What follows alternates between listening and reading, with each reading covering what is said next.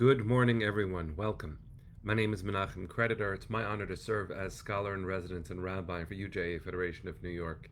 We bring you Torah and music, blessing, and community every weekday. We've been doing so since March 18th, 2020. Today is May 29th, 2024. That is 4 years and a whole bunch of months and countless moments that we have shared together with friends from all over the world, coming together to share Torah, to learn together, to breathe together. Rosa, to spend your birthday together. Sandy, it's good to see you. We say good morning to each other and we learn and care about each other so much. So let's see who's here so we can start the day just right. Penny, thank you. It's broadcast 1062. Susie, it's good to see you. Jonathan and Linda, Barry and Peter, Boker Tov. Peter, yesterday your daughter gave birth to her second child, a beautiful girl named Emma. Both are well. Mazel tov to you. Thank God everyone is well. What a beautiful moment in your family you're sharing with us. Thank you, thank you. Marcia, it's good to see you. Barry and Linda. Linda, you became a bat mitzvah. Oh, that just jumped away. You became a bat mitzvah 3 years ago. Mazel tov. Jonathan and Chana, Arlene and Sharon, Haley, Valerie, Joyce, Boker Tov, hi Rose. My screen's a little bit jumping, so if I'm missing a little bit, I'm sorry, but I'm so glad to see all of you. Anya and Joan, Boker Tov. Deborah sending love to Ohio. Hi. Natalie and Linda, Ron and Cecile. Good to see all of you. Amy and Judy, Boker Tov. Here we go. Let's take a breath, sing a blessing, learn some Torah on this, our 1062nd broadcast, and also on the 236th day since October 7th. We're holding all of us. We're holding our loved ones. We're holding the hostages. We're holding our sisters and brothers. Hold all of them, friends, with me as we sing a blessing for learning Torah. And hi, Ariel. Now I know I can really start my day. Love you.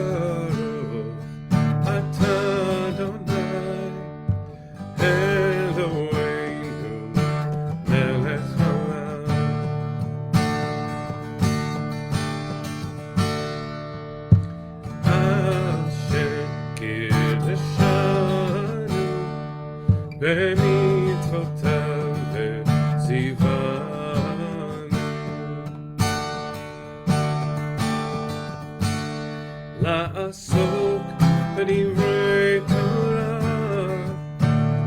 לעסוק בדברי תורה, הפוך בה והפוך בה, לעסוק בדברי תורה.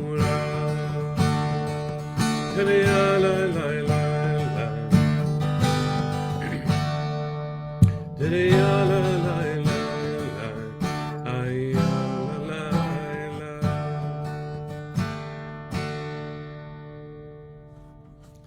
So good morning, everybody.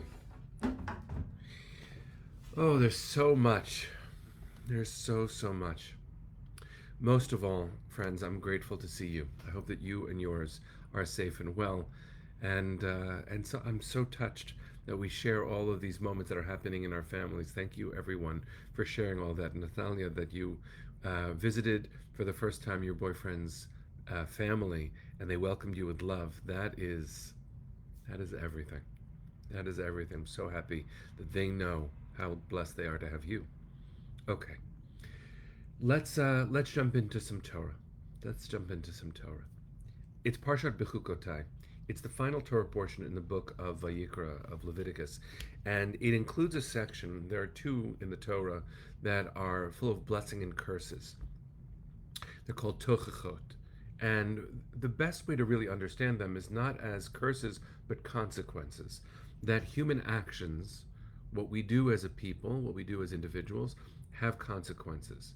Now, you and I understand that. I think we know that actions have equal and opposite and somewhat sometimes incommensurate responses and reactions, but no act is neutral. That is a teaching of Rabbi Abram Joshua Heschel that he channeled straight from Kabbalah. That whenever I do something, even when I think to do something, it creates ripples. The way that it's spoken about in the Zohar and many other classic Kabbalistic books is that every thought, deed, or action has a ripple effect through the cosmos, and then it ripples back down in ways that are hard to quantify. And so it is actually really important for us to start with that concept because the Torah understands and reinforces how severe or how beautiful the consequences of our actions are. And in this week's Torah portion, it is a very specific and perhaps surprising implication because here we are in relationship with God. The covenant that began before Sinai, the covenant that began with Abraham and Sarah, that began with our ancestors, our matriarchs and our patriarchs. And we understand as we watch and learn their life stories, and as we live our own, that the consequences of actions remain. We understand this, not only as Jews, but certainly given our history, we understand that that's true. But it's true not only in the interpersonal, and that's where this Torah portion is perhaps most surprising. The covenantal relationship that we have with God also has consequences. No action is neutral when it comes to the way we relate to the divine. Now, I want to say again, I'm never sure about the theology, what you believe about God, in any group that I'm teaching. In fact, it's really important to reinforce this, that Judaism is not predicated upon dogma. We can disagree about what God is, who God is, or even if God is.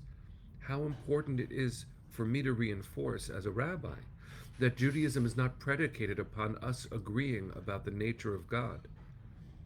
But what's beautiful in the Torah portion is that the relationship itself is resilient and flexible. In fact, the presumption of the text here is that when it comes to the relationship between Jews and God, and I'm sure Christians say this, I'm sure Muslims say this, but this is our place to say it. In fact, it's our Sacred Heart, our Torah, that says this. The presumption is that we're not always going to do the right thing. The Torah assumes that we're not always going to do the right thing, and boy, is the Torah right. So the question is, what does faith mean? Because faith as a concept is often understood through the prism of Christian thinking. Faith in Christian thought, though this is way too broad a stroke with which to paint it, faith is something that you believe by accepting. That is an act. But in Judaism, faith is what I do with my body. I cannot say that I believe in justice in the world if my body doesn't demonstrate that I do. I cannot say that I give tzedakah unless I give tzedakah. And it is important to know that the Torah demands, in all the right ways, that we show up physically in any way that we say that we care. What does that mean when it comes to God? Again, I want to be gentle about this. We don't know enough, or we cannot know enough to say anything definitive about God. That's not my point. I don't think that's the most important thing we can do. But in this week's Torah portion in BECHUKOTAI, there's a list of if you do right, it will rain when it's supposed to, and good things will happen. Speaking of good things happening, hold on one second. Moshe, my beautiful boy, how happy I am to see you. See, now I know I did something right, because I got to see you this morning. Okay, back to Torah, but now it's also in your honor and in your sister's who's here too. So faith in this really, really profound way is about relationship with the divine. If it's about faith in each other, we have to show up as human beings and be truly human for each other. As we act toward God, we have to recognize that if you really love God, then you're really going to love what God cares about most. That's a really important way of understanding what it is to be created in the image of God with a fraction of God's power at our disposal and the responsibility that God has placed upon us to be human to each other, to see the divine in each other's eyes. This is what Rabbi Abram Joshua Heschel taught, and what Rabbi Shai Held has helped translate as transitive concern, which means if I really love you, what you care about matters to me. If you really love God, then what makes God concerned concerns you, because you want to love God well enough that God should have what God needs. I know that for some of us, the idea that God should need something sounds strange, but the Torah, and certainly the Hebrew Bible, is pervaded with the idea that God has needs, which is why God enters into covenantal relationship with us. God needs us. God needs all of us. And so when we look at what it is to be in loving relationship, I shouldn't see my partner, I shouldn't see my child, I shouldn't see my neighbor as an extension of myself, so that what I do for them is what I want or what I need. No, if I love them truly, then I have to know what they need, and that has to be a priority to me. So what happens in this week's Torah portion, if and when, probably when we, as God's covenantal partners, fail? I told you there's a section in Parshat BECHUKOTAI that talks about consequences, often understood in the Torah as curses, but truly consequences for doing the wrong thing. I want you to hear this verse and to recognize the power, the empowerment of humanity that the Torah indicates. And yet, ve'af gam zot biotam be'eretz oivehem, even when they are in the land of their enemies. This is chapter 26, verse 44 of the book of Leviticus. I will not reject them or spurn them so as to destroy them, annulling my covenant with them. I, Adonai, I the Eternal, I am their God. So this is really, really beautiful. For all of the harsh language in it, it's really beautiful. God is saying, for some of us, God is saying through the text, and I really do believe God is saying by reverberating through creation, by giving us hope when it's hard, by resonating in our souls when we do good, by comforting us by just being a presence when we are in pain, by helping us stand strong when times are tough. God is saying, even when you fail, I love you. I will be there. That promise of presence, to be there even if and when we do the wrong thing, how essential it is to hold on to that the Torah offers it to us in a very complicated way, but in a very clear way too. Even when we fail, God is there. Now, again, I don't know what your theology is, and it's not essential to me that we tell each other, or certainly it's not important at all to me that we agree.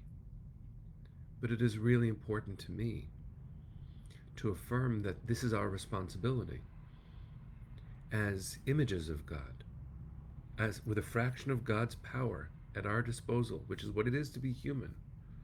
What we do matters. And within these relationships, as parents, as partners, as neighbors, citizens, humans, we will fail sometimes. We have to be there for each other even when that happens. When that happens, we have to find a way. We have to find a way, and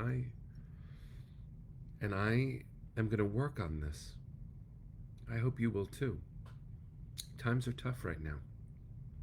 And it is really all too easy, friends, to not forgive, to not try to build bridges where they're possible.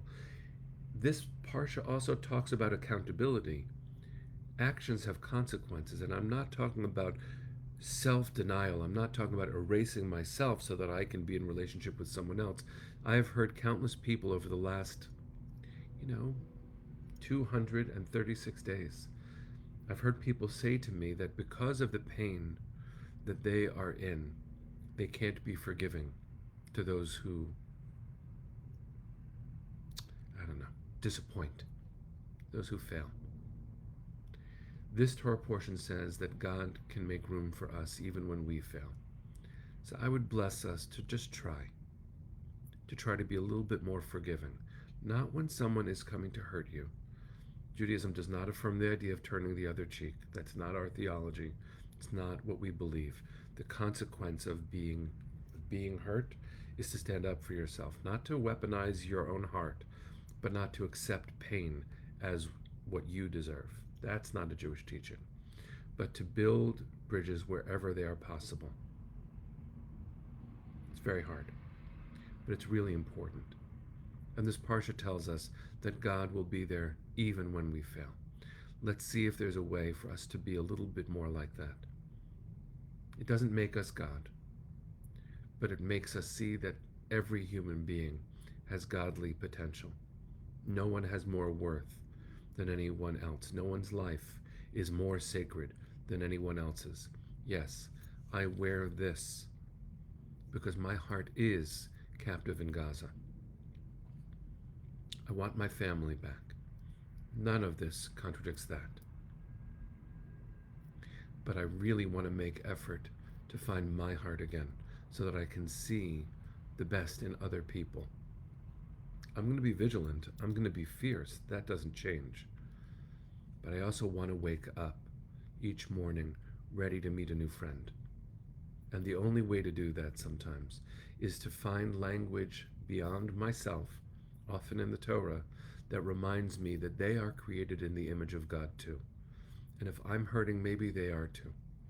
Maybe there's a way. Maybe there's a way for us to be more ready to forgive, to build bridges where we can, to see worth and dignity and God in someone else's eyes, especially when we disagree. So let's bless ourselves and each other and our world with a little bit more humanity. We certainly need it.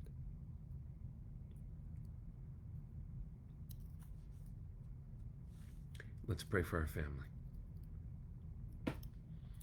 Kol hod balevav pnima nefesh Yehudi homia ulefatei mizrach kadima ayin letzion Sophia עוד לא עבדה תקוותנו, התקווה בת שנות 2000, להיות עם חופשי בארצנו,